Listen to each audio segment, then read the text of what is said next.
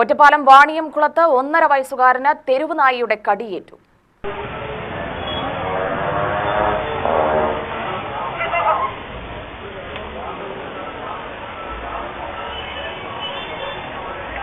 വാണിയംകുളം ഉണ്ടിയൽപ്പടി വീട്ടിൽ രോഹിണി ഷനുജ് ദമ്പതികളുടെ മകനായ ഇഷാനെയാണ് നായ കടിച്ചത്.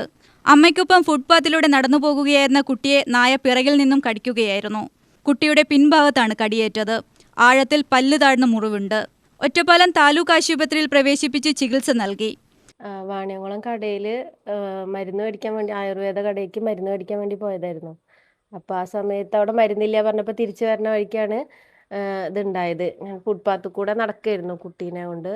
ആ സമയത്ത് ഇത് തിരിച്ചു വന്നിട്ടുണ്ട് കടിച്ചു. അവിടെ കിടക്കുകയായിരുന്നു, കുട്ടി അതിനെ നടക്കുമായിരുന്നു. അങ്ങനെ തിരിച്ചിട്ട് കടിച്ചതാണ്.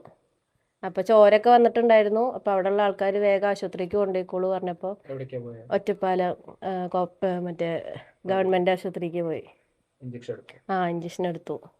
ഒരു 3 എണ്ണം, അതായത് 2 എണ്ണം അലർജിക്ക് വേണ്ടിയിട്ടും പിന്നെ 1 മുറിയിലുമായിട്ട് ഇഞ്ചക്ഷൻ എടുത്തു. ഇനി 2-3 ദിവസം ആയിട്ട് പോകണം. അതിൻ്റെ ഡേറ്റ് ഇല്ല, ഒരെണ്ണേ ഉണ്ടായിരുന്നുള്ളൂ. ടൗണിൽ.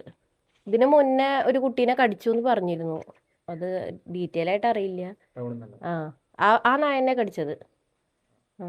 ഫുട്പാത്തിൽ സ്ഥിരമായി ഉണ്ടാവാറുള്ള നായയാണ് കടിച്ചതെന്ന് സമീപത്തെ വ്യാപാരികൾ പറഞ്ഞു. UTV news, Palakkad.